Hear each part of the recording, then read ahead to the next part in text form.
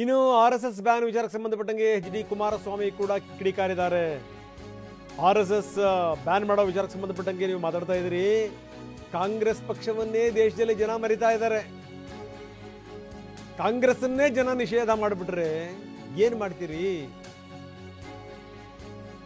ಇದು HDಗೆ ಮಾತು. ನೋಡಿ ಬ್ರದರ್, RSS ನಿಷೇಧ ಮಾಡ್ತಾರೋ ಇಲ್ಲ RSSನ ಮುಂದುವರಿಸ್ತಾರೋ ಅದು ಬೇರೆ ವಿಷಯ.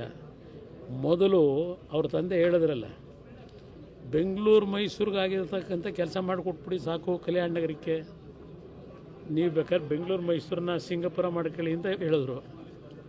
ಇವ್ರು 40 ವರ್ಷ ಇದ್ರಲ್ಲ, ಪ್ರಿಯಾಂಕಾ ಖರ್ಗೆ ಈಗ ಬಂದವ್ರು ಬಿಡಿ, ಒಂದು 50 ವರ್ಷದಿಂದ. ಇವ್ರು 40 ವರ್ಷ ಶಾಸಕರು, ಮಂತ್ರಿ ಎಲ್ಲ ಇದ್ರಲ್ಲ.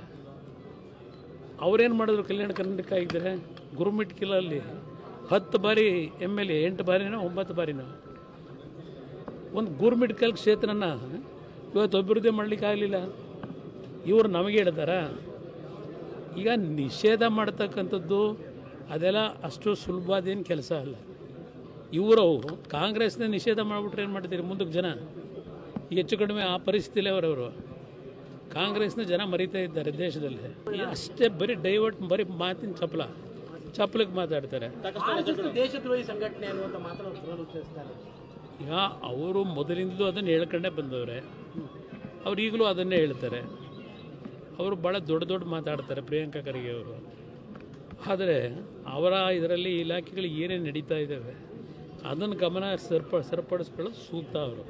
ಆಮೇಲೆ ನಿಷೇಧ ಮಾಡೋದು ಯಾರೇನು ಮಾಡ್ತದ್ದು ಇದೆಲ್ಲ ಆಮೇಲೆ ನೋಡೋಣ.